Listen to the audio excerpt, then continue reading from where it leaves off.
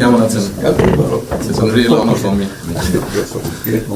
Thank you. আসেন। বাংলাদেশের রাজনৈতিক অঙ্গনে এখন আলোচনার কেন্দ্রবিন্দুতে রয়েছে একটি প্রতীক্ষিত বৈঠক। বাংলাদেশের ভাগ্য পরিবর্তনের মিটিং বললেও ভুল হবে না। কি কি বিষয় নিয়ে আলাপ আলোচনা হতে পারে তা নিয়েও রয়েছে জনমত। অনেকে বলছেন এই বৈঠক বাংলাদেশ এবং বাংলাদেশের জনগণের ভবিষ্যতের জন্য খুবই গুরুত্বপূর্ণ।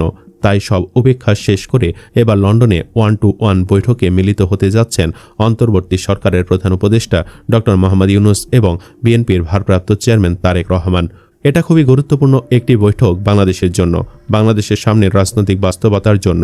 সামনে নির্বাচনের একটি সময় দেওয়া হয়েছে এপ্রিলে। এই মিটিংটা খুবই গুরুত্বপূর্ণ।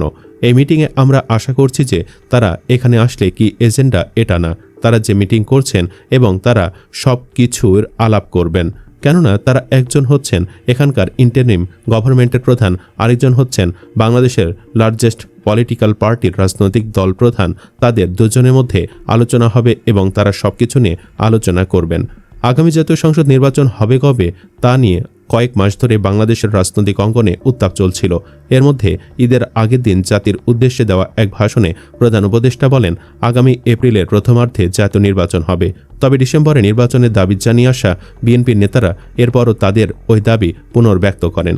এই পরিস্থিতিতে লন্ডনের প্রধান উপদেষ্টার সঙ্গে বিএনপির ভারপ্রাপ্ত চেয়ারম্যান তারেক রহমানের এই বৈঠক নিয়ে বাংলাদেশের রাজনৈতিক অঙ্গনে কৌতূহল তৈরি হয়েছে।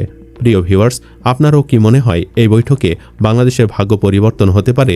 কি কি বিষয় নিয়ে আলোচনা হলে দেশ ও দেশের মানুষের জন্য ভালো হবে বলে আপনি মনে করেন?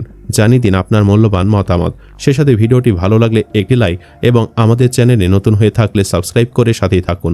ধন্যবাদ এতক্ষণ সাথে থাকার জন্য।